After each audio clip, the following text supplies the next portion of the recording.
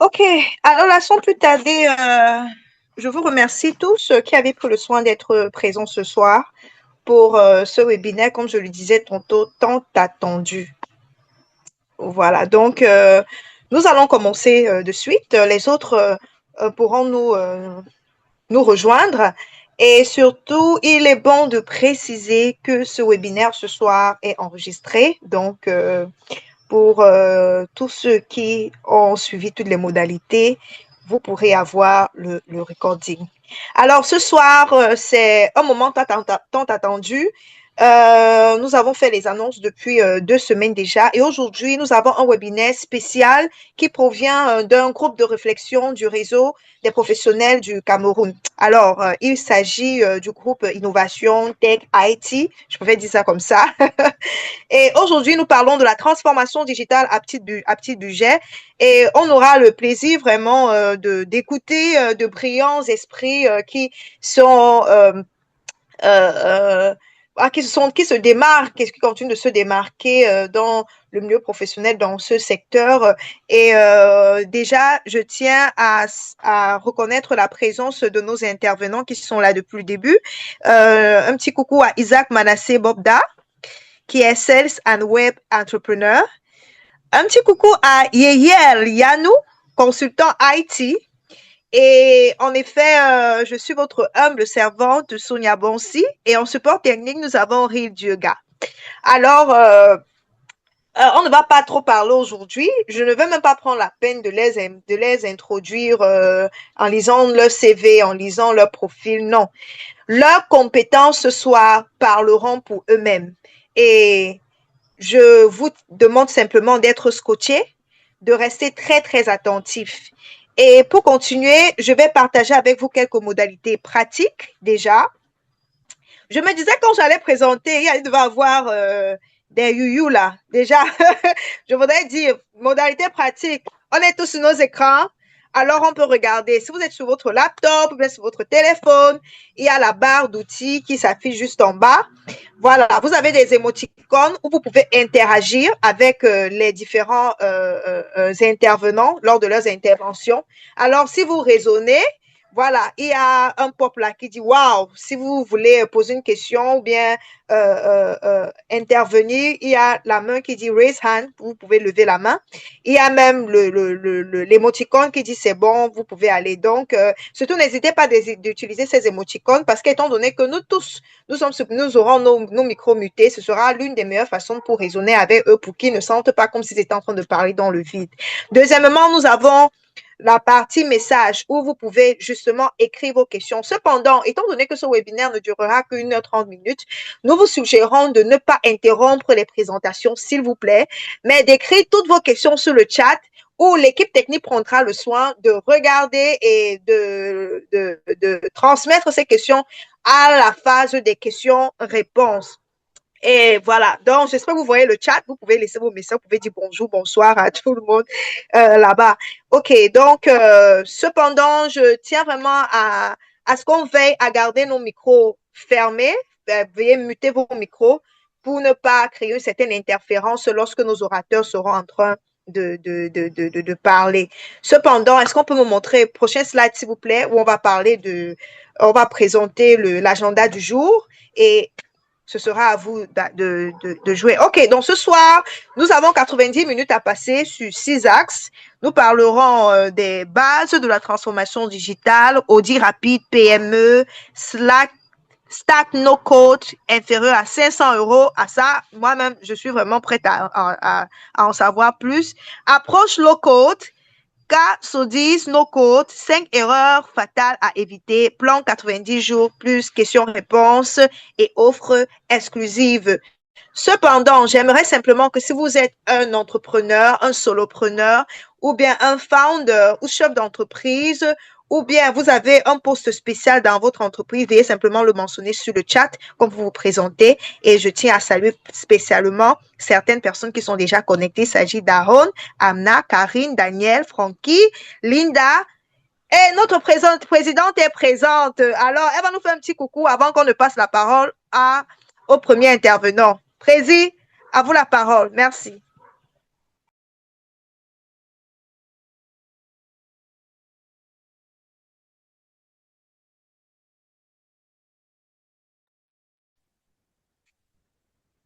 OK, si Présil n'est pas encore prête, on va lui repasser la parole plus tard. Sous vos ovations, s'il vous plaît, veuillons accueillir Monsieur Isaac Bobda comme nous commençons la session. Merci Isaac, à toi la parole. Thank you so much.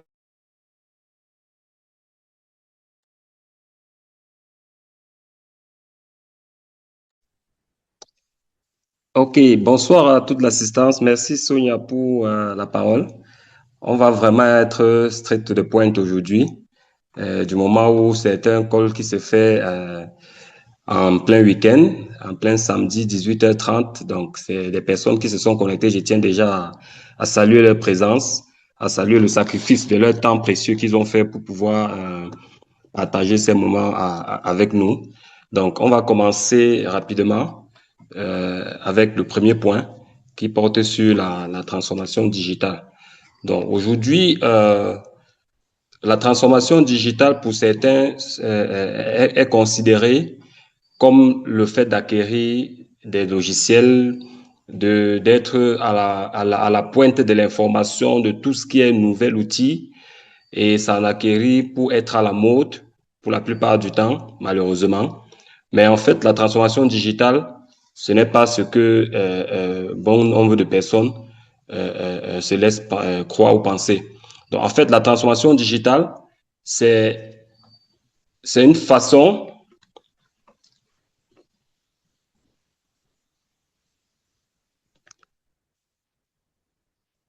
La transformation digitale, c'est une façon de.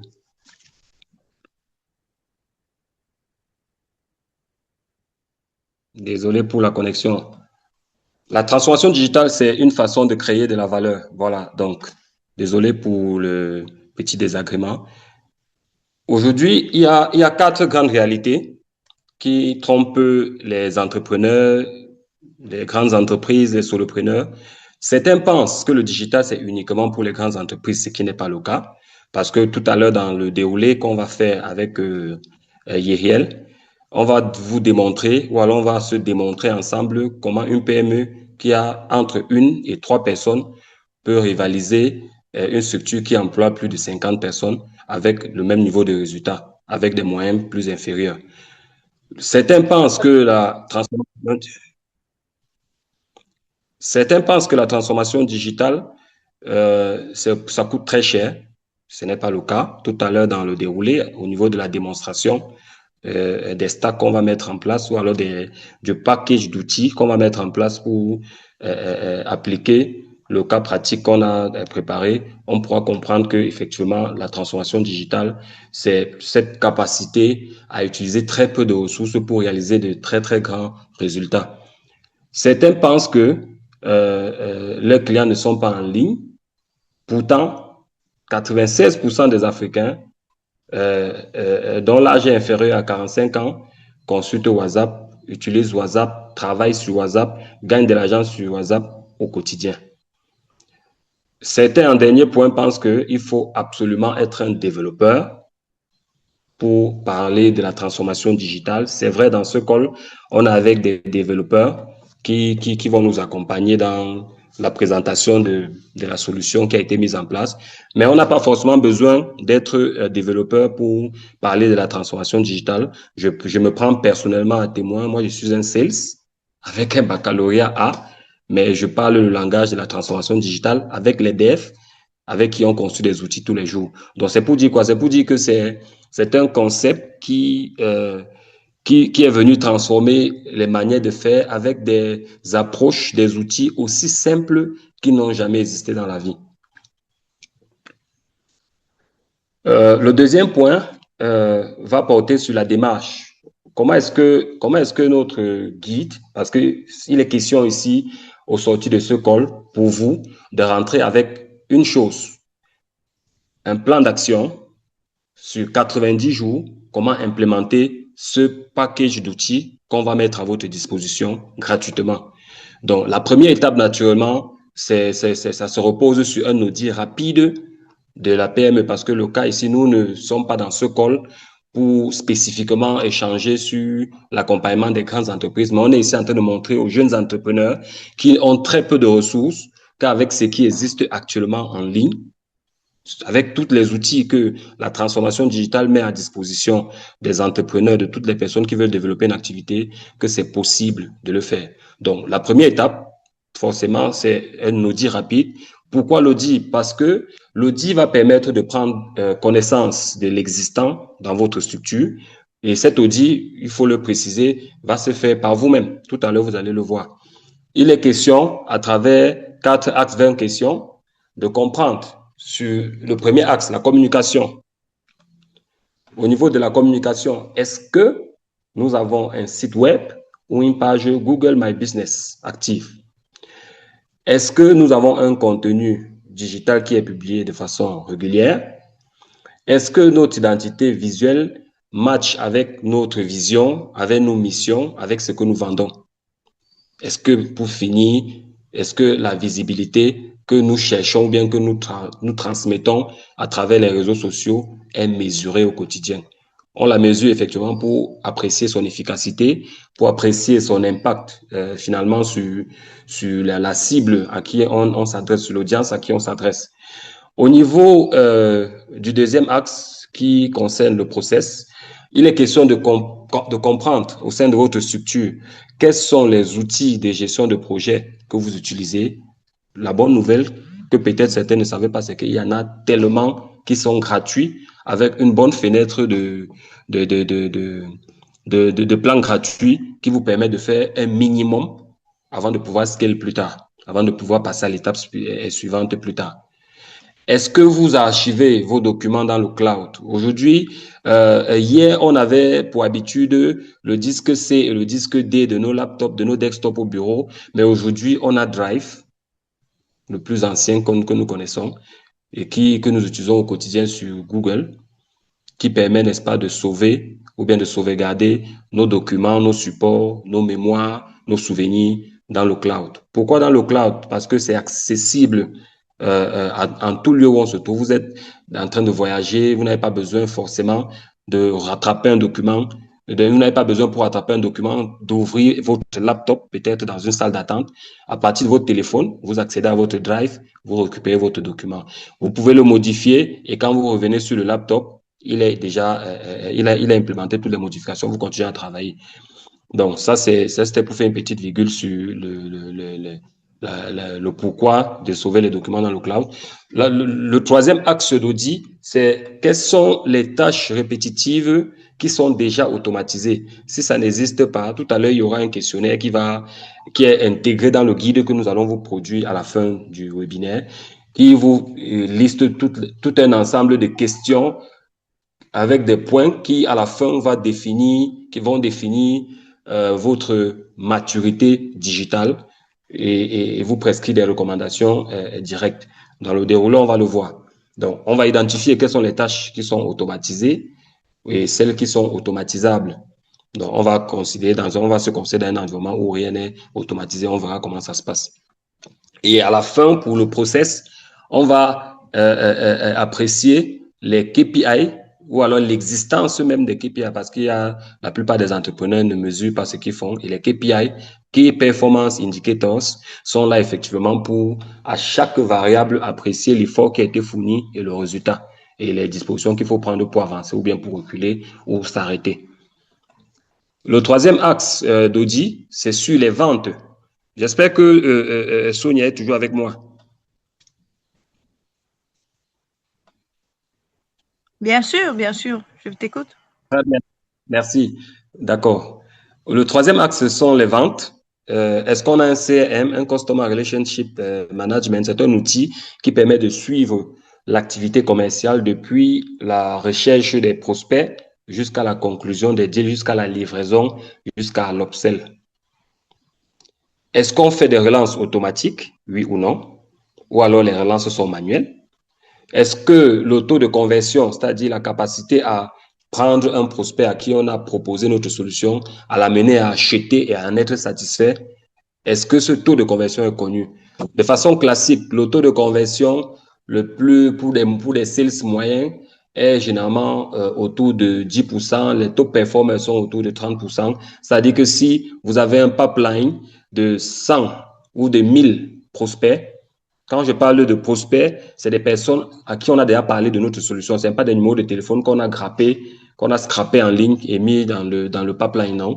Les, le taux de conversion s'applique sur les prospects, c'est-à-dire des personnes à qui on a déjà présenté ce qu'on vend, à qui on a déjà présenté la solution qui va leur permettre de résoudre la douleur qui leur fait mal actuellement. Aujourd'hui, ceux qui sont connectés dans le col, la douleur qui persiste sur eux et qui les a poussés consciemment ou inconsciemment à être dans ce col, c'est le fait qu'ils ont envie d'automatiser à moindre coût leur activité. À moindre coût, cette précision-là vaut la peine. Donc, le taux de conversion pour 1000 prospects qu'on a dans le pipeline va être autour de 10%, c'est-à-dire 10 clients qui auront acheté la solution. C'était juste une petite virgule. Donc, est-ce que le pipeline est visible? Effectivement. Donc, le pipeline qui est ce dashboard qui comprend en son sein l'ensemble des opportunités que les sales de l'équipe ou le sales de l'équipe ou le promoteur de l'équipe a pu tirer vers lui à travers la visibilité qu'il a donnée, à travers les contenus qu'il a produits, à travers la valeur ajoutée avant achat qu'il a pu produire. Parce que c'est ça qui attire en fait les prospects à s'intéresser ou les leads à s'intéresser à ce que nous vendons. Donc, est-ce que ce pipeline, s'il existe, est-ce qu'il est visible? Est-ce qu'on peut le tracer quelque part? Ça fait partie des dispositions sur le sous-axe de la vente. Maintenant, au niveau du suivi des clients proprement dit, comment est-ce qu'on suit les clients après qu'ils ont acheté? Le suivi post-vente. Est-ce que quand on vend, ce qui nous intéresse, c'est vendre ou c'est vendre et garder une relation durable? Comment on fait si on est sur la deuxième option, c'est-à-dire garder les relations durables? Comment on le fait? Comment c'est fait actuellement? On doit l'auditer.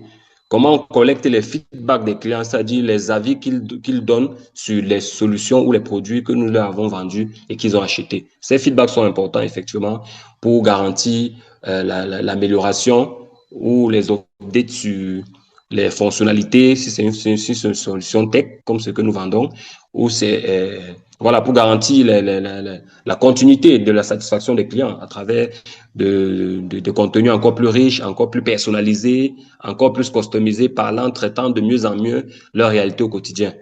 Est-ce que la base des contacts, est-ce que ce pipeline est centralisé? C'est-à-dire quoi? Est-ce que si on a une jeune start-up où on a des équipes qui travaillent dans différentes zones, on a la base qui est à Douala, je dis n'importe quoi. On a le sales qui est à Yaoundé, on a le comptable qui est à Bertois, on a le responsable en charge du contenu qui est peut-être à Bouya. Voilà. Est-ce que en temps réel, la base de contact, on peut y accéder sans avoir besoin d'appeler quelqu'un? C'est de ça qu'il s'agit au niveau de l'évaluation de l'audit de ce point. Et maintenant, pour préserver, lorsqu'on a acquis nos clients, pour les maintenir dans notre portefeuille, pour les encourager à toujours nous faire confiance, à toujours acheter chez nous, comment on fait pour les garder? On met en place, est-ce que vous avez un programme de fidélité qui existe ou pas? Donc voilà, succinctement présenter les quatre sous-axes de l'audit express qui ont pris en compte la communication, le process, l'évaluation des ventes, l'évaluation du suivi des clients. Voilà, pour l'instant, Sonia, je vais prendre congé, laisser la place à l'expert du no-code qui va nous présenter ce qui a été gardé pour notre audience. Voilà, le no-code, pour ma petite connaissance que j'ai, avant de sortir de ce point, c'est l'ensemble des techniques que l'intelligence artificielle donne aujourd'hui pour pouvoir dérouler des solutions sans avoir besoin de l'intervention d'un développeur. Pourquoi? Parce que l'intelligence artificielle, les outils, les LLM qu'on appelle Large Language Model, qui existent, sont déjà capables de le faire. C'est pour ça qu'on appelle nos codes. Donc, Yael va nous en dire plus. Sonia, je te passe la parole.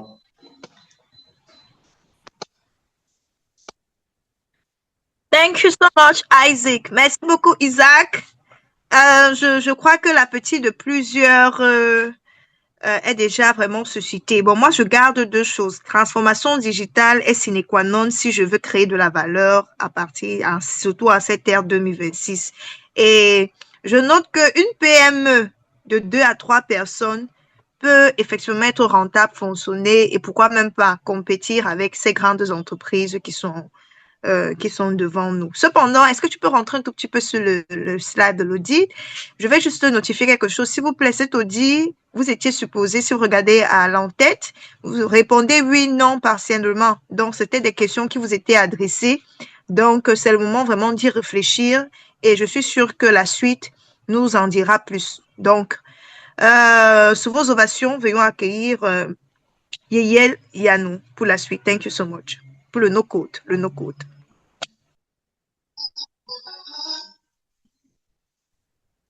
Merci Sonia. Bonsoir à tous.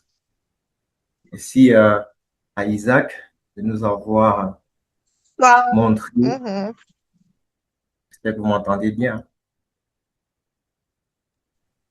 Oui, très bien.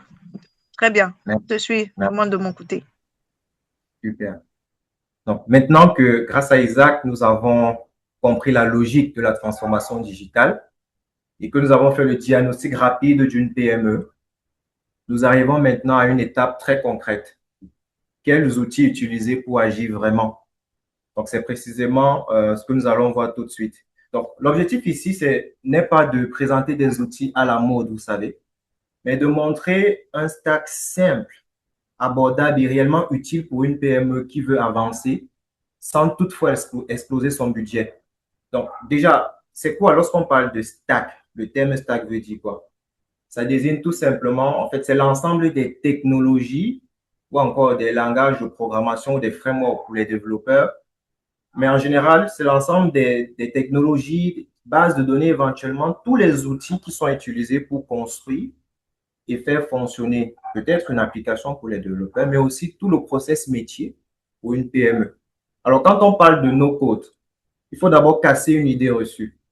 Beaucoup de dirigeants pensent encore que digitaliser leur entreprise veut dire recruter un développeur, commander une application sur mesure, attendre plusieurs mois et enfin investir des sommes importantes. Non, ce n'est pas ça. En réalité, le no-code permet aujourd'hui de créer des solutions fonctionnelles sans écrire une ligne de code. Donc, concrètement, cela signifie qu'une PME peut commencer vite. Elle peut tester vite, elle peut corriger vite et obtenir des résultats tangibles avec une mise de départ très faible. Alors, l'idée importante à comprendre aussi quand on aborde ce point, c'est qu'il ne faut pas tout digitaliser d'un coup. Il faut plutôt choisir de bons outils pour résoudre des problèmes prioritaires. Et on a donc sélectionné dans notre guide quelques outils qui peuvent vous aider à mettre en place votre pipeline. Donc, ces outils-là sont basés selon 4 critères. Le coût, la facilité d'adoption, le cas d'usage concret et les limites à connaître. Donc, c'est une démarche importante parce qu'un outil peut être excellent techniquement, très excellent, super, mais inutile s'il est trop complexe pour l'équipe. L'équipe ne parvient pas facilement à l'utiliser ou encore peut-être trop cher pour l'entreprise. Donc, parlons de quelques outils concrets. Premièrement, on va revenir brièvement sur, Isaac en a parlé. La première chose pour une PME, c'est qu'elle doit être visible et crédible. Ça, c'est la base. Et donc, pour cela, une PME peut utiliser Google My Business, qui est un outil no-code utilisé par des PME pour pouvoir exister sur Internet. Donc, concrètement, lorsqu'un client viendra sur Google, par exemple, pour taper le nom de votre entreprise, il devra vous retrouver. Il devra vous retrouver également sur Google Maps dans les résultats de proximité. Donc, pour une entreprise locale, c'est une porte d'entrée extrêmement puissante. Et vous noterez qu'elle est gratuite. Vous ne dépenserez 0 € pour pouvoir vous lancer avec Google My Business. Donc, après que vous existiez sur Internet, il faudrait maintenant que vous ajoutiez à cela un site web simple qui pourra permettre aux clients d'avoir quelques informations sur vous. Et c'est là qu'intervient WordPress. WordPress ou Wix.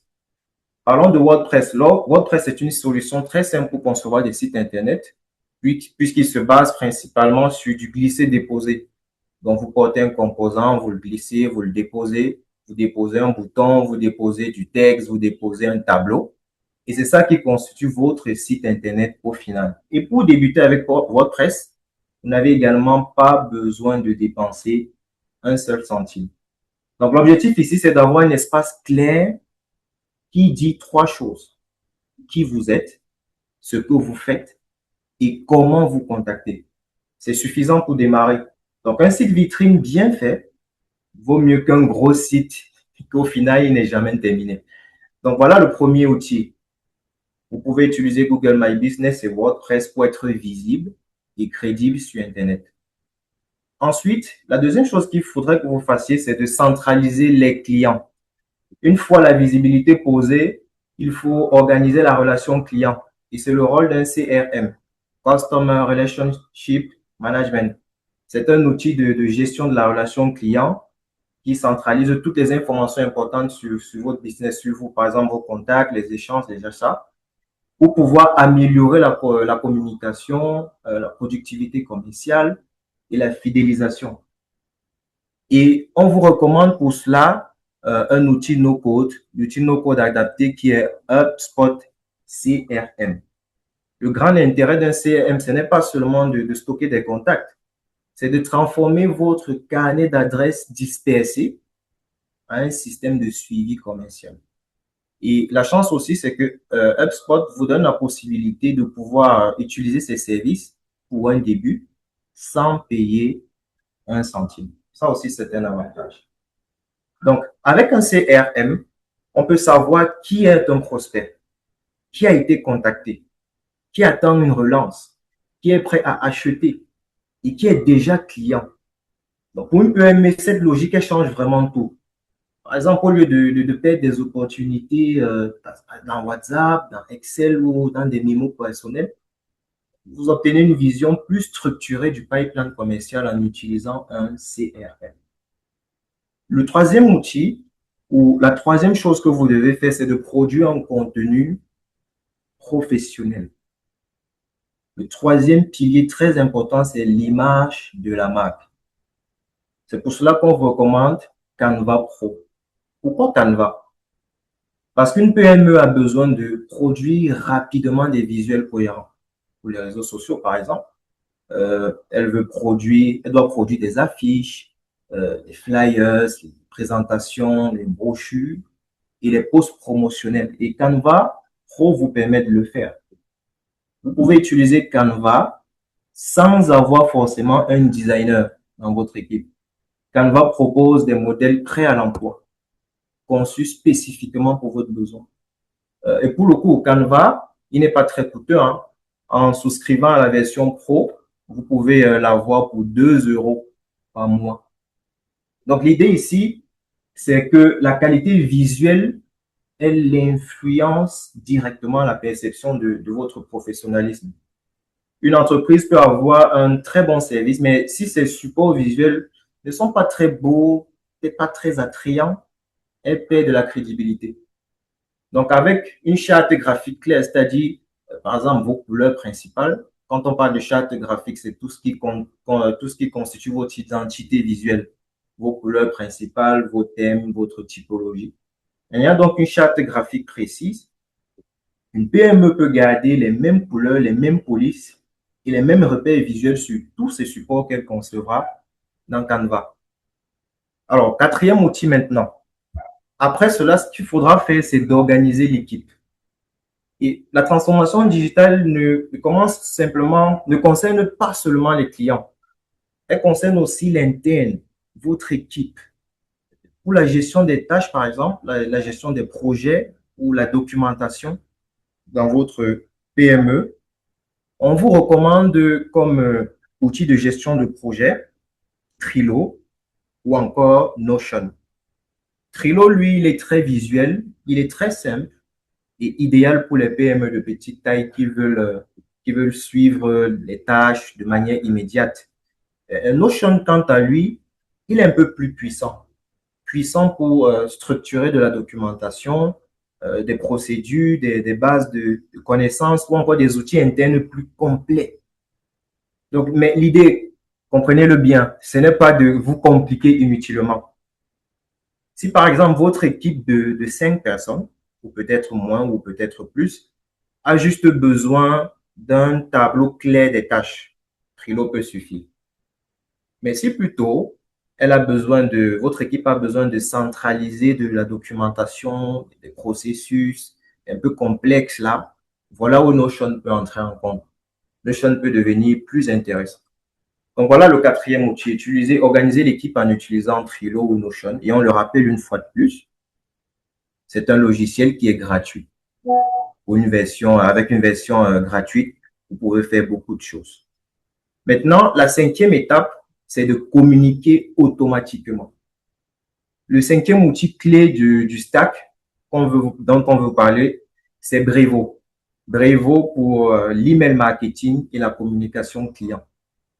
C'est un outil qui est particulièrement utile pour envoyer, par exemple, des newsletters, déclencher des emails automatiques, garder le contact avec une base de clients ou encore lancer des séquences simples de suivi. Donc, notre guide vous recommande de commencer avec un plan gratuit, bien évidemment, ou à très faible coût, puis de monter au fur et à mesure en puissance, seulement quand vous serez sûr que la base de contact grossit. Donc, c'est une approche logique. On n'investit pas lourdement avant d'avoir un usage réel. Donc, si on veut un peu peut-être se résumer jusqu'ici, votre site Internet attire, vous existez sur Internet. Votre CRM organise. Le Canva y rend l'image professionnelle. Trello ou encore Notion structure votre travail, structure votre équipe également. Brivo, lui, il entretient la relation client. Qu'est-ce qu'il faudra maintenant que vous fassiez pour la suite? Eh bien, la sixième étape, c'est d'automatiser vos tâches répétitives. Et la vraie puissance du no-code apparaît quand on ajoute un outil d'automatisation.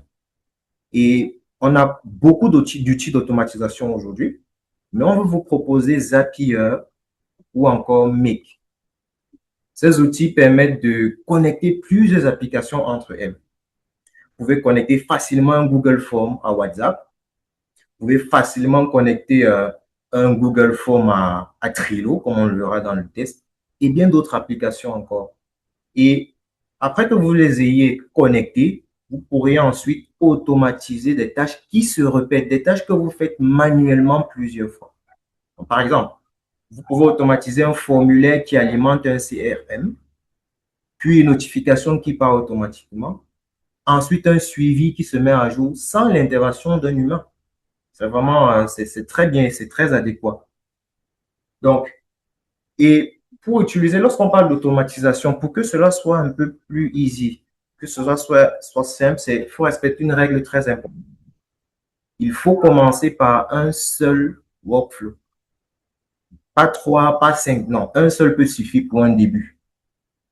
Comme on l'a dit, par exemple, un formulaire de contact, connecté à un CRM, un email de bienvenue automatique. Et cela vous permettra de solutionner certains problèmes au fur et à mesure et d'avancer.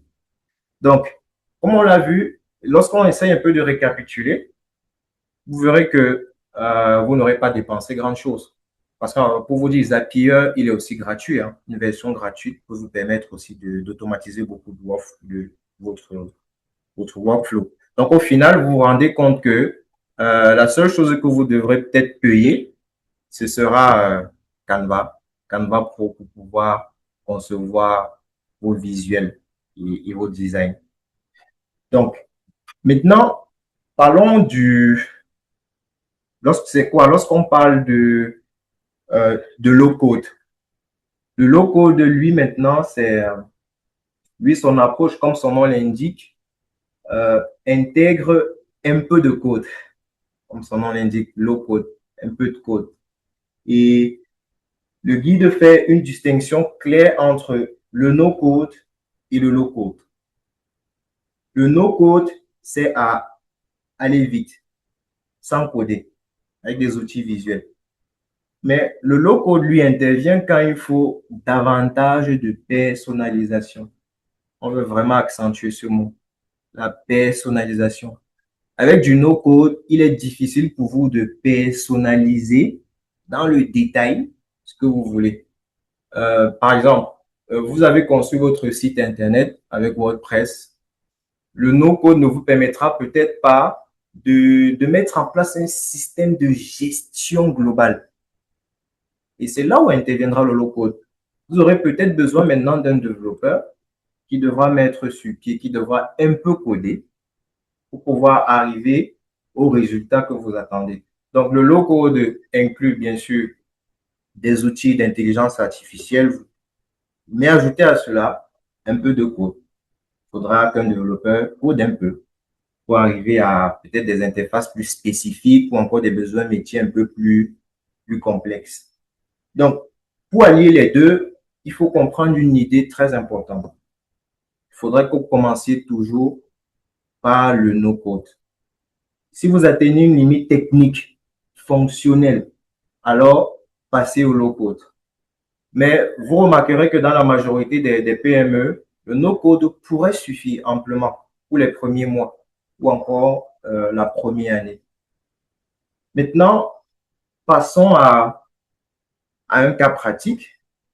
Pour notre cas pratique, nous avons pris en exemple une entreprise créée pour le cas pratique qui s'appelle Sodis. Dans notre cas pratique, on va montrer que les outils de no-code peuvent énormément vous aider pour automatiser vos process. Et donc, notre cas pratique sera basé sur deux axes. On va vous montrer premièrement, on va voir premièrement comment est-ce qu'on peut automatiser notre process avec le no-code. Et dans un second temps, avec le low-code. Donc, Sodis est une PME. Sodis est présenté comme une PME de logistique qui doit gérer les commandes. Elle doit suivre les expéditions des commandes et encore automatiser les notifications. Donc, avec la version de no-code, on va, dans cette approche, on va mettre sur pied donc un formulaire où, lorsque l'entreprise Sodis a un nouveau client, il les contacte, il remplit le formulaire, mais au lieu qu'il y ait quelqu'un par derrière. Une petite précision, hier, que tu as échappé. Si tu peux revenir sur le contexte de Sodis.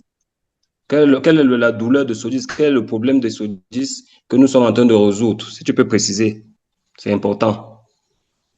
D'accord, merci. Donc, Sodis, comme je le disais, c'est une entreprise, une PME de logistique. Et que fait les employés? À chaque fois qu'on les contacte par un quelconque moyen, peut-être c'est par coup de fil téléphonique ou bien les clients remplissaient un formulaire. Après, lorsque l'information arrive en entreprise, il faut utiliser peut-être, je sais pas, un registre papier pour stocker toutes les informations envoyées par le client. Ensuite, en interne, savoir comment est-ce qu'ils vont gérer ça. Peut-être ils se disent que tel employé est occupé de faire ça, tel autre employé, tu vas t'occuper de faire ça. Et après que chacun ait bossé sur sa tâche, il y a un souci après de synchronisation. Peut-être telle personne est avancée plus que l'autre, ou l'information n'est pas synchronisée à tous. Tout le monde n'a pas le même niveau d'information. Et cela prend plus de temps pour livrer le client au final. Et après, on sait bien, un client qui n'est pas satisfait pourrait ne plus revenir. Donc, Sodis veut automatiser son processus en mettant sur pied. Et en même temps, Sodis ne veut pas aller trop vite. Ils sont une petite PME qui ne veut pas utiliser de gros logiciels. Il veut mettre donc sur pied un petit formulaire en ligne, un Google Form, où chaque nouveau client les contactera par ce formulaire-là, remplira ce formulaire, remplira toutes les informations nécessaires et directement, ces informations envoyées par le client devront apparaître dans leur tableau de bord Trello automatiquement. Comment est-ce que c'est possible? Faisons ce petit cas pratique. Isaac, si tu me permets de partager l'écran. Alors,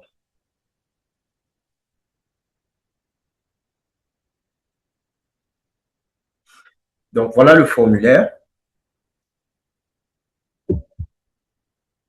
Donc, j'ai créé, premièrement, Sodis a créé son petit board Trello avec les différentes catégories, les différentes étapes de leur process.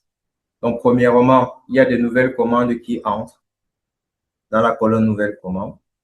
Ensuite, en interne, ils réfléchissent comment est-ce qu'ils vont qualifier cette commande-là, comment est-ce qu'ils vont planifier la logistique en fonction des informations qu'aura envoyé le client. Ensuite, on prépare la commande. Ça passe ensuite à la livraison et après, elle est terminée. Donc là, je remplis le formulaire. Un exemple, nom de l'entreprise, je peux dire test entreprise, nom du contact, John Doe, numéro WhatsApp, je peux mettre un numéro fictif. On vous expliquera, je vous expliquerai tous les outils qui ont été utilisés derrière. Je peux mettre mon adresse. Voilà. Il dit qu'il vit à Douala. Suivant. Quel service souhaitez-vous? Je veux un service de livraison. Suivant. Il décrit le besoin. Il décrit son besoin. Là, il décrit le besoin ici. Type de marchandise, denrées sable. Volume estimé, plus de 100 kg. 100 colis plutôt. Pour estimer, je peux dire que j'ai plus de 1000 kg. Niveau d'urgence, l'urgence, elle est plus ou moins urgent. Date de début souhaitée lundi prochain. Ça. J'avance. Lieu de prise en charge, voilà. Lieu de livraison, Yaoundé. Type de transport, du transport routier. Valide. Durée de stockage prévue, ça ne me concerne pas. Je ne veux pas le remplir. Comme je peux toujours, bon, j'ai sélectionné le transport comme service. Besoin d'entrepôt, oui, et j'avance. Souhaitez-vous être contacté par WhatsApp, information complémentaire, n'importe quoi. Et j'envoie. Derrière, quels sont les différents outils qui ont été utilisés? Donc, on a conçu déjà le formulaire. On a utilisé donc Zapier pour gérer l'automatisation de ce process. Donc, comment est-ce qu'on fonctionne Zapier, comme on l'a dit plus haut? Regardons. Pardon.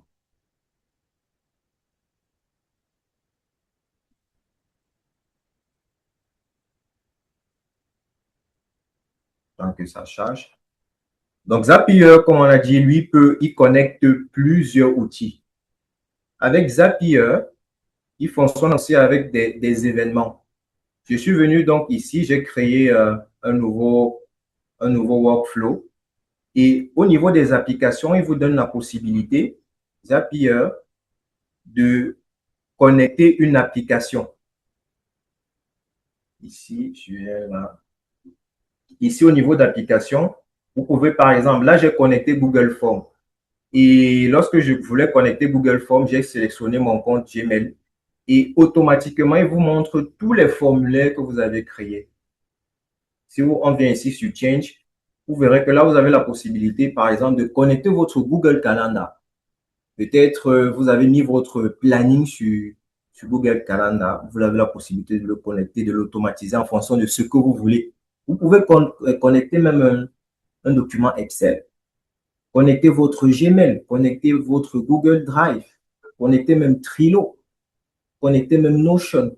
Donc, il vous donne la possibilité de relier beaucoup d'applications. Donc, on a donc choisi On a donc choisi Google Form pour cela. Et après, vous sélectionnez un événement. Donc, c'est un New Form Response. À chaque fois qu'on répond dans le formulaire, le trigger se déclenche, l'événement se déclenche et ensuite, il enregistre l'information. Mais après, qu'est-ce qu'on fait donc de cette information? On a donc ajouté une autre application après ce process qui est Trello. Parce que le but, c'est qu'on veut que le produit puisse apparaître dans notre board Trello. Donc, on est venu ajouter cette nouvelle application qui est Trello. Et dans la configuration, vous sélectionnez toutes les questions ou encore, il vous donne la possibilité, donc, puisque ici, vous allez sélectionner le formulaire en question plus haut dans le Google Form. Ici, vous sélectionnez tous les champs que vous voulez, toutes les questions posées dans le formulaire et dont vous voulez que ça apparaisse dans votre board Trello. C'est ce qui a été fait. Et donc, au final, la connexion s'est bien passée puisque vous voyez qu'ici,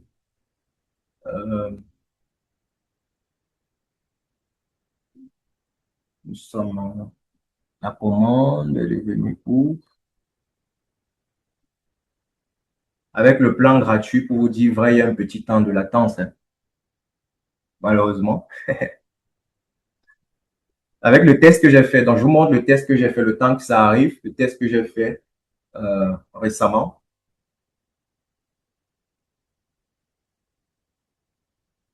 Je crois que c'est bien ça ici même. Voilà, c'est ça ici.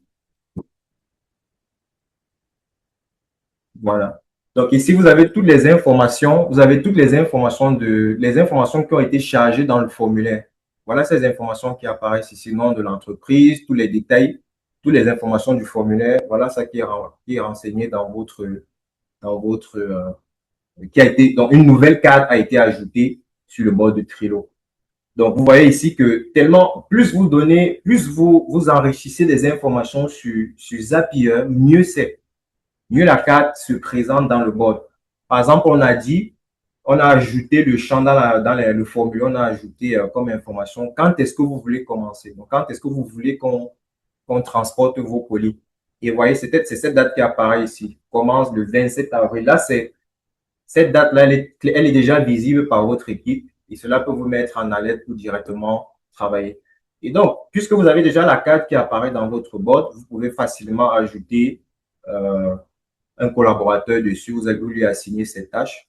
Là, j'ai assigné Isaac. Isaac, il reçoit une notification que la tâche lui a été assignée. Et voilà, dès qu'il peut maintenant, il travaille sur sa tâche en question au fur et à mesure. La carte, elle est déplacée au fur et à mesure qu'on avance dans son travail jusqu'à ce qu'elle soit livrée par le client. Donc, voilà une mise en place, un workflow simple qui a permis à l'entreprise Sodis de recevoir tout d'un coup, premièrement, une nouvelle commande sur un formulaire, dans un Google Form et automatiquement le recevoir avec toutes ces informations dans un board Trello. Maintenant, passons à du low-code. Vous avez remarqué déjà que sur cette démo, il y a eu on n'a rien codé. On n'avait pas eu besoin d'un développeur pour y arriver. Maintenant, si on veut parler du low-code, on a dit que le low-code a besoin d'un développeur, qu'un développeur entre en jeu pour lorsqu'on veut un peu personnaliser les choses. Donc, le développeur, sur ce cas maintenant, a dû concevoir une petite interface pour pouvoir collecter des informations précises avec un peu plus d'informations, un peu plus de complexité sur les informations. Donc, il a conçu cette petite application web qui, déjà pour finir avec ça, donc il s'agit d'une application qui a été conçue avec React, une technologie front-end qui permet de concevoir des applications web rapidement. Et cela a été déployé sur VSL, un autre outil no-code qui vous permet de déployer rapidement des applications sans toutefois payer un hébergement. Et donc, cette interface est connectée à un autre outil qu'on appelle Airtable. Airtable est une mini base de données qui utilise l'intelligence artificielle. Donc, on est toujours dans la même optique, hein. L'information, le client doit remplir les formulaires concernant sa commande. Donc, allons-y. Alors, voilà, il sélectionne la date de l'énergie. Quel est le type de livraison? C'est une livraison peut-être express. Entrepôt, mais quelconque donnée, destination, toi. Il avance à la prochaine étape. Nom complet de l'expéditeur, je mets mes informations, nom complet expéditeur, destinataire, téléphone destinataire, ça, email expéditeur, voilà, voilà. OK, on avance. Vous remarquerez que sur cette interface, au fur et à mesure qu'on avance, il y a certaines informations qui changent, comme vous voyez ici, le taux d'avancement, on est à 60% de remplissage du formulaire. Alors, quels sont les articles? Vous voyez qu'ici, par exemple, ici, il y a une petite complexité. Ici, il a la possibilité d'être un peu plus précis dans la description des articles des articles qui devront être transportés. Par exemple, il veut transporter des cartons de sardines. Ah. Je dis par exemple qu'il a 100 cartons. Voilà, il met le poids, kilo. Là, il a la possibilité d'ajouter un autre article. Ici, il dit autre chose, les bidons d'eau.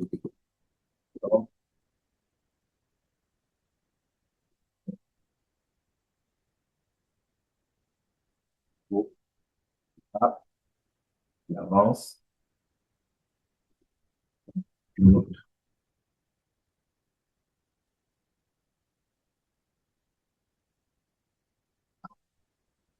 Et là, il soumet la commande, un petit récapitulatif de sa commande s'affiche.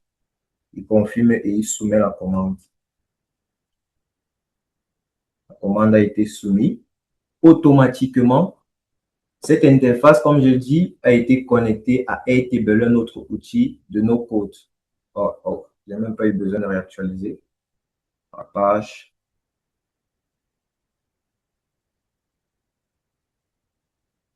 Voilà, on a remarqué, voilà un autre item qui apparaît ici. Et c'est bien la commande que nous avons renseignée plus haut. Donc ici, ce qui est vraiment bien avec Airtable, c'est qu'il y a la possibilité de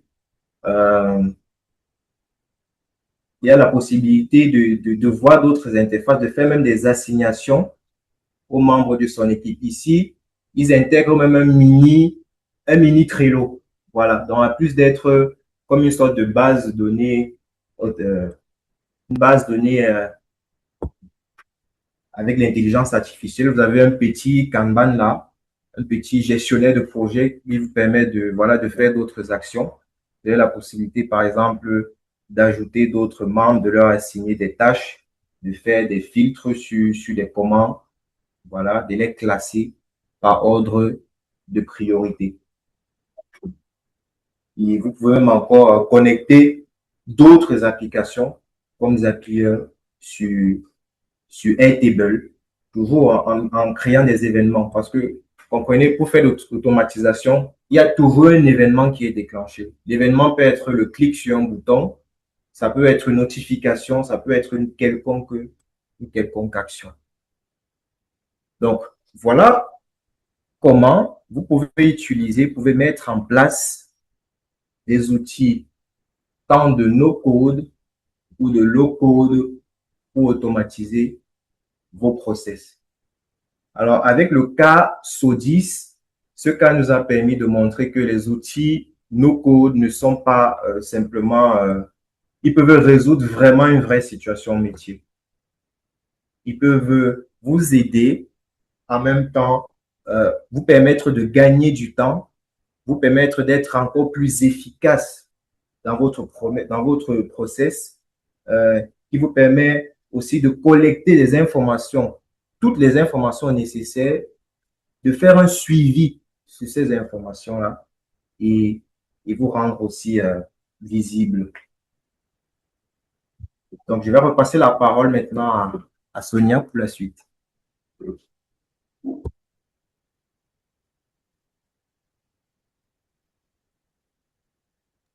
OK, thank you. Merci beaucoup, Yeye. Thank you, merci. Bon, moi, je fais beaucoup de notes, hein. Finalement, on a compris le low-code et le no-code. C'était vraiment très explicite. Nous vous remercions énormément. Voilà, donc,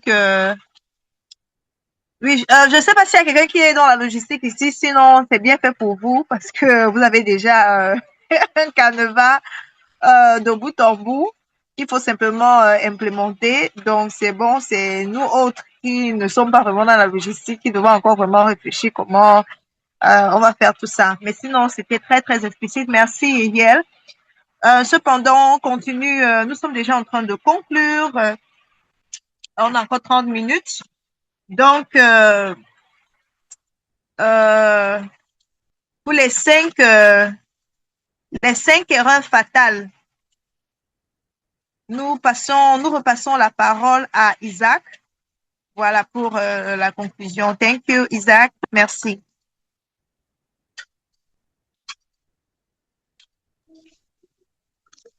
Ouais, merci Sonia, merci Yeriel pour ce cas pratique. On a beaucoup appris. Voilà, pour que le contenu que nous sommes en train de consommer soit digeste. J'ai envie de nous rappeler ce que nous avons déjà ensemble partagé depuis 1 heure de temps. Donc, on a commencé par comprendre ce que c'est que la transformation digitale.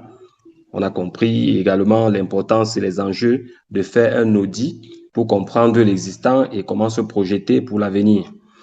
On a enchaîné avec les différents stacks, c'est-à-dire les différents packages d'outils qui devront permettre d'implémenter dès demain matin ces cas pratiques. Une chose importante que je voudrais préciser aux différents entrepreneurs qui sont dans le call, si vous sortez de ce call, après ce partage que Yeriel vient de faire, et que demain, quand vous allez recevoir le guide, je crois que le lien pour l'avoir est déjà disponible dans le chat, mais dans le groupe WhatsApp qui est créé, on va le repartager là-bas. Si vous sortez après lecture du guide, vous ne commencez pas dès lundi ou dès demain en fonction de vos valeurs spirituelles, ça veut dire que vous avez perdu votre temps. Parce que ce qui tue souvent les entrepreneurs ou des personnes qui veulent essayer quelque chose de nouveau, quand ils sortent d'un call ou bien d'un webinaire ou bien d'un séminaire de formation, c'est qu'on prend beaucoup de notes, ce qui est bien, mais quand on rentre, on ne choisit pas 1 ou 2 choses maximum qu'on va implémenter maintenant. Donc, je nous invite vraiment, après avoir reçu le guide, de commencer par 1 ou 2 choses. On a le site web qui est le point d'entrée parce qu'il faut être visible. On a le CRM qui va nous permettre de glaner nos 30 premiers clients, nos 10 premiers clients en fonction de la taille du portefeuille qu'on a. On a cette urgence ou cette nécessité de designer l'offre qu'on veut proposer ou le contenu qu'on veut proposer à nos potentiels clients. On a besoin d'organiser le travail au sein d'une équipe à travers un gestionnaire de projet. On a des outils qui nous ont été proposés. On a besoin de garder la connexion, d'échanger, d'interagir avec les clients à travers des outils automatiques d'emailing pour communiquer. Et enfin, on a besoin d'automatiser un process. Automatisé pourquoi? Pour aller vite et pour être plus efficace.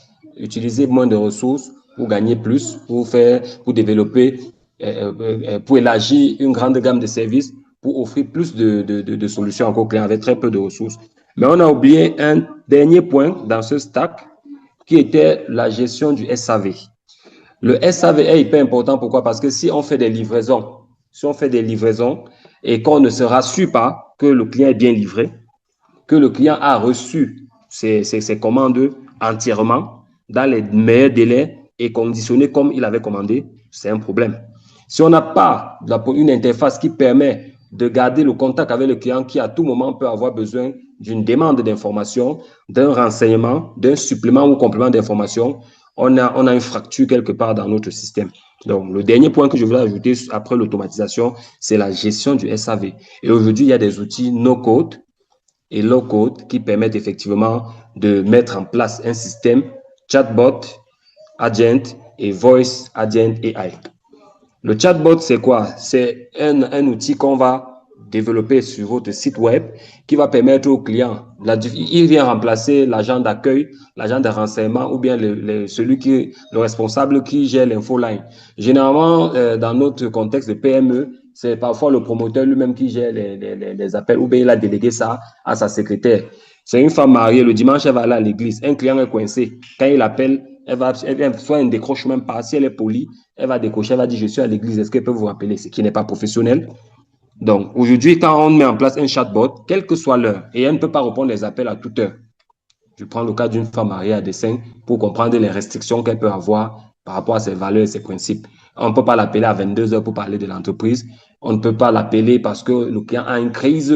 La solution que vous lui avez livrée, si c'est une solution comme ce logiciel qu'on vient de préparer en low-code à Sodis, il y a un dysfonctionnement. Si l'équipe qui doit gérer le SAV, c'est ce cas de figure que je viens de présenter, vous êtes d'accord qu'il y aura une rupture de communication premièrement et de deux, l'insatisfaction client va grandir et ça peut concourir au découragement et à une mauvaise recommandation de nos solutions à chaque fois. Et il n'y a pas pire des cas qu'un client qui est mécontent parce que c'est un mauvais poison, c'est une gangrène qui s'étale dans l'environnement comme peut-être un virus. Donc, le chatbot AI, lui, il est disponible 24 sur 24, de lundi à dimanche. Il n'a pas de sentiments, il n'a pas d'œil. Sa femme n'aime pas rentrer tard, il est fâché. Son mari n'a pas simulé un voyage alors qu'il est dans la même ville. Il est rentré au soir. Quand le client appelle, il décroche, on a l'humeur qui n'est pas content. Le chatbot AI n'a pas d'émotion, n'a pas d'humeur. Il est professionnel, il est entraîné avec un certain nombre de données qui permettent de comprendre de façon accurate 99,99% de toutes les sollicitations qu'un client peut poser sur un produit. Donc, il va renseigner par le chat le client sur tous les problèmes qu'il peut avoir parce qu'il a l'information sur l'entreprise, il a l'information sur les produits, sur les services qui sont proposés. Ça, c'est d'une part le chatbot. Maintenant, le Voice Agent AI, lui, il va aller plus loin. Lui, il va décrocher le téléphone avec la voix adaptée au contexte. Si on a des clients qui sont européens, on va choisir une voix européenne. Si on a des clients qui sont français et qui sont africains, on va choisir une voix qui se rapproche d'une voix humaine africaine. Il y a des logiciels qui proposent ça en no-code et en low-code à très bas prix. Donc, c'est cette petite précision que je voulais faire pour nous, pour compléter ce workflow-là de démarrage, afin de continuer avec les 5 erreurs fatales. Pourquoi? Parce que quand on a maîtrisé tout ce que je viens de dire, on a maîtrisé tous ces points qu'on vient de parcourir. Maintenant, si on n'évite pas ces 5 erreurs, on peut se planter. Donc, c'est quoi ces 5 erreurs?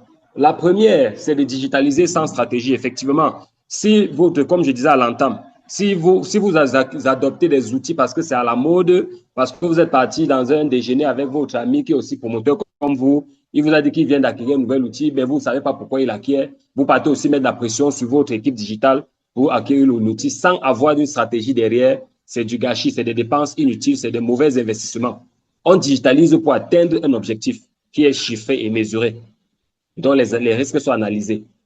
La deuxième erreur, c'est de multiplier les outils. Effectivement, on a ChatGPT, on a DeepSeek, on a Claude, on a Notebook LM, on a Gemini. C'est-à-dire, quand je vous cite ChatGPT, je vous cite Claude, je vous cite Gemini, toutes ces 3 plateformes font le même boulot. Maintenant, s'il n'y a pas une stratégie derrière votre choix, vous n'allez pas comprendre. Vous n'allez pas comprendre que c'est pour être un peu plus contextuel. Ces 3 produits que je viens de vous citer là, ont le même contenu, mais c'est le nom de la marque qui diffère. La troisième erreur, c'est de négliger la formation. On n'acquiert pas un outil, on ne se forme pas dessus. On a beaucoup d'entreprises, lorsqu'on fait les audits digitaux, les audits de leur maturité digitale, on se rend compte qu'ils ont acquis des logiciels lourds, chers, qui ne sont pas adaptés au contexte et on n'utilise même pas. On commande parce que c'est à la mode. Il faut aussi avoir ça. Pour que si les auditeurs de Deloitte ou bien de KPMG arrivent chez nous, ils sentent quand même que nous, on est à la pointe. Pourtant, il n'y a aucune stratégie derrière. C'est des erreurs à éviter pour éviter les fuites d'argent qu'on n'a même pas au lancement. 4e erreur et avant-dernière, c'est ignorer les données. Voilà, donc il faut toujours analyser les données et on a des outils analytiques qui nous proposent des solutions, n'est-ce pas, pour pouvoir à chaque fois apprécier à travers des KPI qui sont prédéfinis les résultats de l'effort qui est consenti sur différentes actions que nous menons. Et la dernière étape, comme Yehel l'a si bien dit, c'est de vouloir tout changer d'un coup. Non, on a d'abord les quick wins qu'on met en place. Et les quick wins qu'on met en place, c'est dans le guide qu'on vous a proposé sur 90 jours. Et ce guide, en présentant le plan tout à l'heure, est séquencé à chaque fois sur 30 jours. À 30 jours, au 30e jour, on a un résultat qu'on attend. Au 60e jour, qui correspond au deuxième mois, on a un résultat qu'on attend. Et au 90e jour, on a un résultat qu'on attend. On va évaluer les 3 premiers mois avant de penser s'il faut scale ou pas, s'il faut automatiser une deuxième tâche critique ou pas, s'il faut éliminer X ou Y tâche ou bien X ou Y procédé qui ne nous rapporte vraiment pas de valeur ajoutée mesurable. Donc, c'est cette démarche qu'il faut emprunter en fait. Donc, ainsi résumé, il ne faut pas digitaliser sans stratégie. Il ne faut pas multiplier les outils qu'on ne maîtrise pas parce que c'est à la mode. Il ne faut pas négliger la formation. Un outil qu'on adopte, on se forme dessus, on optimise les équipes à produire du résultat. Le quatrième point, c'est ignorer les données. Dernier point, c'est vouloir tout changer d'un coup. La bonne approche, c'est de commencer par on fait hybride au début. On digitalise au début à 40%, pas plus. On maintient le manuel à 60% pour apprécier l'impact de chaque procédé sur l'activité et sur les résultats avant de chercher à scale. Maintenant, je vous ai annoncé le plan d'action sur 90 jours qui pour moi est la partie la plus importante parce qu'elle décrit exactement ce qu'il faut faire daily avec des objectifs très clairs à atteindre et actionnables, comme vous le voyez, dès demain matin. Ceux qui ne vont pas à l'église, ceux qui font l'église le samedi, dès demain, vous pouvez vous mettre dessus après avoir parcouru ce plan d'action. Qu'est-ce qu'il nous propose?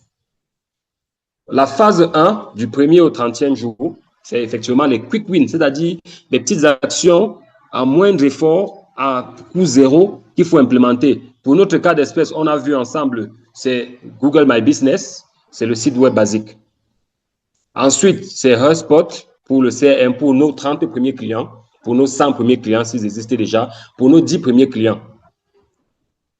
On a Canva Brand Kit pour effectivement la visibilité, le design, parce que c'est ce que nous présentons, c'est l'impression qu'on donne la première fois qui qualifie la qualité de ce qu'on veut proposer aux clients. Et on est d'accord que l'habit ne fait pas le moine, mais c'est avec l'habit qu'on le reconnaît. Donc, quand on a des produits qui sont bien designés, ça donne envie de découvrir ce qui est derrière. C'est ça l'importance du design, du branding. Premier workflow mis en place à travers Zapier ou Make. Les 3 premiers KPI définis. Les 3 premiers KPI peuvent être, pour un début, le nombre de contacts qui ont visité notre site web à travers Analytics, le nombre de contacts qui ont visité notre site web, le nombre de contacts, puisque notre site web nous propose 3 fonctionnalités de base, 3 contenus de base. Qui nous sommes? Nous sommes X, Y, Z. Nous faisons dans telle activité. Ce que nous proposons vous aide à résoudre X, Y, Z problèmes. Voici comment nous contacter si vous êtes intéressé. One shot. Quand vous avez là cet élément-là, on est déjà visible. On peut apprécier, comme je disais tantôt, le nombre de clients, le nombre de visites sur le site web et le nombre de rendez-vous qu'on a bookés. On ne cherche pas beaucoup pour la première phase. Donc, si au 30e jour, vous avez validé ces 5 points importants, vous pouvez être sûr que vous êtes sur les rails. La deuxième phase, du 31e au 60e jour, c'est la structuration. Donc, on ajoute un deuxième ou un troisième workflow supplémentaire parce qu'on a vu la preuve du premier. On fait notre première newsletter sur Brevo parce qu'il faut communiquer sur notre site web pour que les clients comprennent notre expertise et comprennent les axes sur lesquels nous avons de l'expertise et sur lesquels nous intervenons et les problèmes que nous sommes capables de résoudre avec des témoignages, avec des cas pratiques, avec des preuves sociales qu'on peut, n'est-ce pas, mettre en lumière pour que ça rassure notre audience, que ça rassure nos prospects et que ça rassure les clients qui achètent déjà. Donc, un dernier point, c'est l'analyse des KPI, des KPI de la phase 1. Troisième phase, l'optimisation. Pour le 90e jour, on doit avoir déjà au moins 3 automatisations avancées. On doit pouvoir calculer le retour sur investissement digital précis, c'est-à-dire que l'ensemble des actions qu'on a menées, le ROI digital doit être mesuré clairement. Le tableau de bord doit être visible parce qu'on doit pouvoir apprécier le nombre de clients livrés, le nombre de commandes en attente, le nombre de commandes, le nombre de deals en cours qu'on est en train de suivre pour évaluer les perspectives de vente sur une période. On doit pouvoir apprécier tous ces éléments à travers le dashboard. Et avant-dernier point, c'est la présentation des résultats de l'équipe. Et on prépare la roadmap pour le trimestre 2. Donc, voilà le plan d'action ainsi présenté. Voilà le plan d'action ainsi présenté, chers participants, chers promoteurs. Nous, on a la certitude d'avoir partagé avec vous quelque chose d'important. Nous, on ne sait pas trop pour vous, mais on est sûr d'une chose, c'est que si de façon chirurgicale, vous mettez en œuvre ce procédé de façon disciplinée et chirurgicale, on est convaincu avec vous que vous aurez les résultats. Donc maintenant, il y a 2 options. Il y a parmi vous ceux qui seront capables de le faire soi-même et il y a ceux qui ne pourront pas le faire parce qu'ils n'ont pas la compétence. Nous avons notre équipe qui est disponible. C'est pourquoi on a un formulaire qu'on va vous faire remplir pour obtenir le guide pratique de ce workflow qu'on vous propose pour, n'est-ce pas, digitaliser à moins de quoi, 0 coût, point début, votre structure. Donc, l'équipe est disponible pour vous accompagner à faire votre audit digital, à sélectionner le stack qui est adapté à votre business, à vous accompagner dans la mise en place structurée du plan d'action personnalisé, tailored sur votre activité et sur vos projets, sur vos objectifs de vente. À travers également des sessions de suivi, on a la possibilité d'échanger avec vous sur vos challenges, sur vos difficultés. Donc, pour ce résumé, la première étape, c'est l'audit digital. C'est l'audit digital pour savoir par quoi commencer. On a parmi nous des personnes qui ont déjà 50% de ce qu'on a partagé. On en a qui n'ont même pas 10%. C'est les cas les plus critiques. Bref, l'audit va définir la maturité digitale de chaque structure qui veut changer de cap, qui veut scale. Et nous sommes là pour ça, pour vous accompagner. Moi, Isaac, Yeriel et Raïl, qui est en train d'assurer le support technique, nous sommes disponibles pour vous accompagner, moi étant l'interface commerciale, pour prendre avec vous vos besoins, faire la prise de contact, discuter de vos challenges, matérialiser vos besoins et commencer à identifier les angles morts de votre activité, ce que vous faites bien, comment est-ce qu'on peut corriger pour, n'est-ce pas, se rapprocher de ce que vous promettez à vos clients au quotidien. Donc, ce qui va faire la différence entre vous maintenant et vous demain, c'est l'exécution que vous allez mettre en place. Et une exécution guidée est mieux. Mais on vous conseille dès lundi, dès demain, de commencer, dès que vous recevez le guide, par quelque chose qui n'existe pas encore dans votre organisation. Il y a quelque chose qui est de très puissant qui se passe quand vous passez des paroles à l'acte, de la lecture à l'acte. Il y a quelque chose de puissant qui se passe, c'est magique. Donc, nous savons compter sur votre engagement, sur votre discipline et sur votre détermination pour vraiment changer le cap de votre structure. Je ne sortirai pas de ce call sans remercier le RP237 pour cette fenêtre qui a été proposée, n'est-ce pas, pour donner la latitude aux entrepreneurs que nous sommes de faire le partage d'expériences, de traiter les douleurs qui empêchent à certaines dimensions les business de se développer. Et au regard de tout ça, je tiens à tirer un coup de chapeau. Kudos, Madame la Présidente Ritanzier, pour cette initiative qui est le RP237. Je suis convaincu que de telles initiatives, les groupes que vous avez créés pour, n'est-ce pas, stimuler la substance grise des différents membres portera des fruits à coup sûr. Donc, merci Sonia pour la qualité du travail que tu as bâti pour que ce webinaire ait lieu. Je vous remets la parole pour la suite.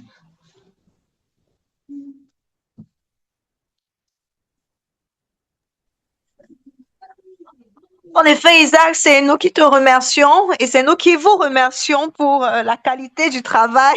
Moi, je sais pas trop ce que j'ai fait, mais la préparation, j'ai pu participer à votre préparation. C'était simplement ouf. Les gars sont sérieux, donc n'hésitez surtout pas. Merci encore à Ariel, merci à Yel pour le travail abattu. Sinon, présentement, nous allons entrer à la phase questions-réponses. Et j'ai vu quelques questions dans le chat. Et il y a une question. Riel, tu peux nous aider à lire la question qui parlait de est-ce qu'on peut implémenter ces outils dans une ONG ou bien tu vois la question. J'étais déconnectée, donc cette question n'est plus sur mon chat. Quoi. Oui, Riel, tu peux nous la relire, s'il te plaît.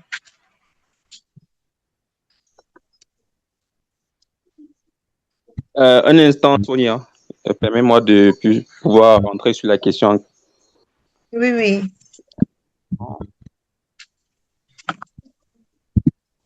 Voilà, j'ai la question en face. Oui, Peut-on oui, implémenter d'accord. les actes dans le cadre de la digitalisation d'une association ou une ONG? Donc, Wow. question posée par...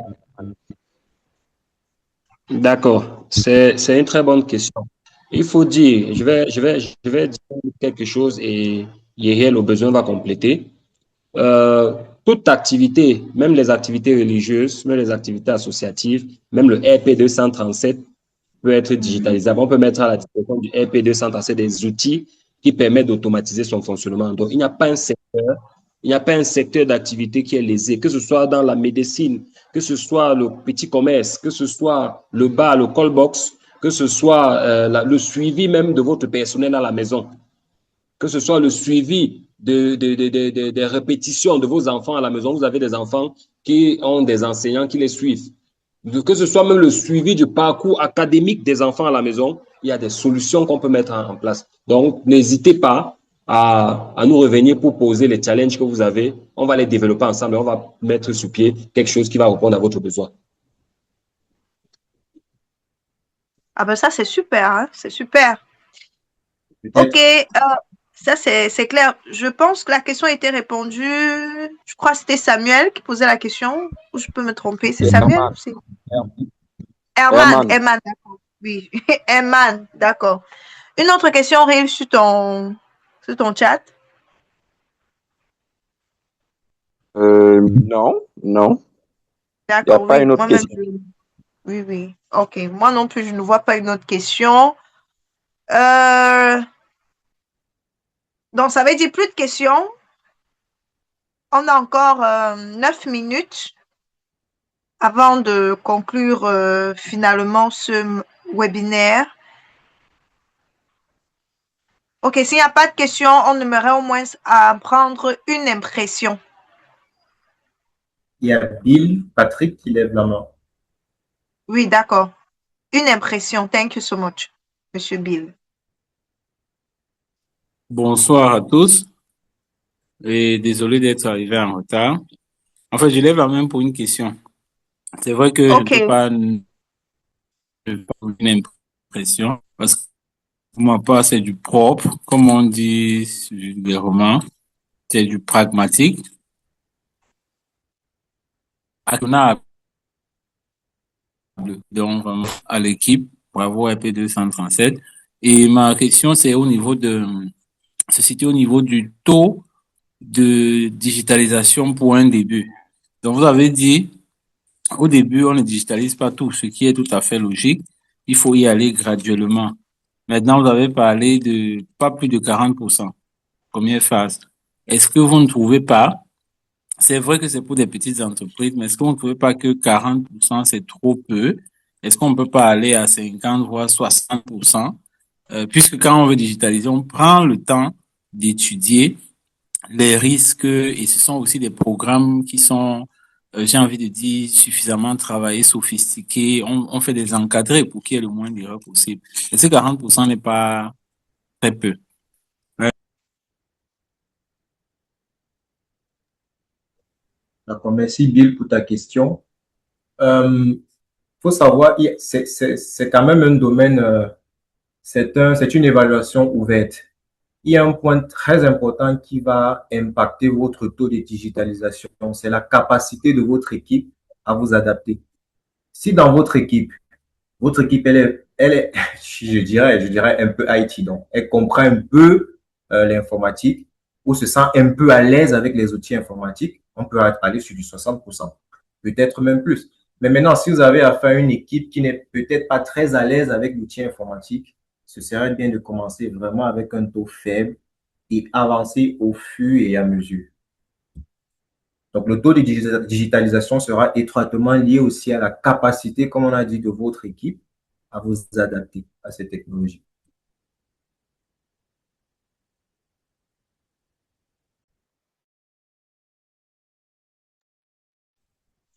Monsieur Bill, est-ce que c'est satisfait? Oui, c'est bon, c'est noté. Merci.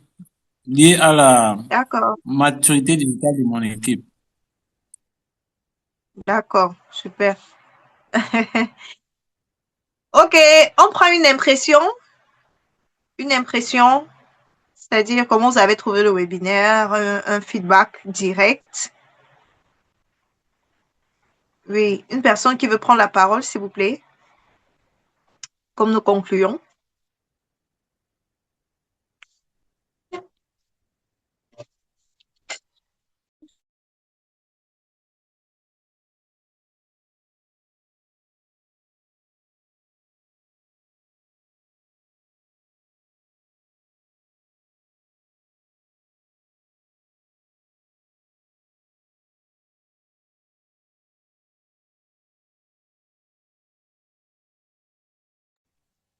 Ok, pas d'impression jusqu'ici.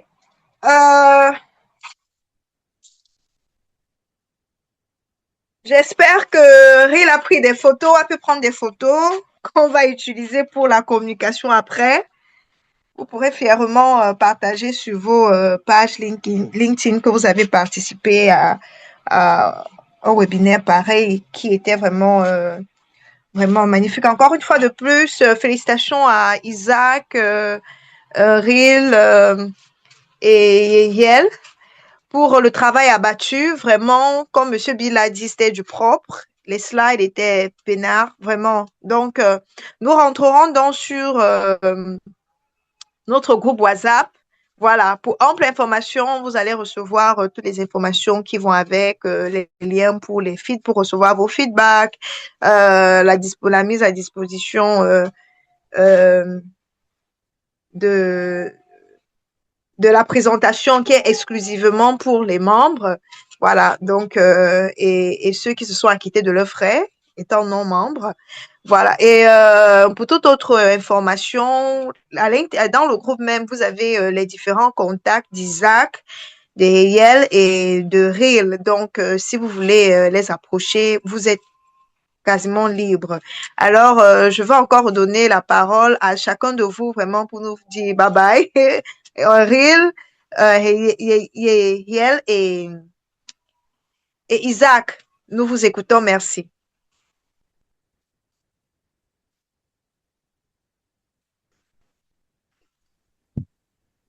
Alors, je vais prendre la parole. Merci au RPD 137. Merci à vous qui avez disposé de votre temps, de votre énergie pour nous écouter. Ce fut un plaisir. Nous avons pris plaisir à faire ce travail-ci pour vous. Donc, si vous avez des préoccupations, si vous avez des besoins, merci. n'hésitez pas. Thank you so much. Thank you. D'accord. Super, super.